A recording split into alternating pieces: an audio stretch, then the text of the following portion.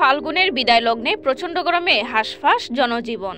তবে স্বস্তির খবর আসছে ঝড় বৃষ্টি, তবে সেই সঙ্গে বাড়তে পারে তাপমাত্রাও। আবহাওয়া অধিদপ্তরের পূর্বাভাস অনুযায়ী আগামী ৩ দিন দেশের বিভিন্ন স্থানে হতে পারে ঝড়ো হাওয়া সহ বৃষ্টি বা বজ্রসহ বৃষ্টি। তবে একই সঙ্গে বাড়তে পারে দিনের তাপমাত্রা ১ থেকে ২ ডিগ্রি পর্যন্ত। আগামী বৃহস্পতিবার থেকে শনিবার পর্যন্ত দেশের কিছু এলাকায় দমকা হাওয়া সহ বৃষ্টি হতে পারে। তবে একই সঙ্গে তাপমাত্রা আরও বাড়তে পারে, ফলে গরম অনুভূত হবে আরও বেশি। বিশেষ করে বৃহস্পতিবার ১৩ মার্চ ময়মনসিংহ ও সিলেট বিভাগের কিছু অংশে ঝড়ো হাওয়া সহ বৃষ্টি হতে পারে। শুক্রবার ১৪ মার্চ একইভাবে রংপুর, ময়মনসিংহ ও সিলেট বিভাগে বৃষ্টির সম্ভাবনা রয়েছে।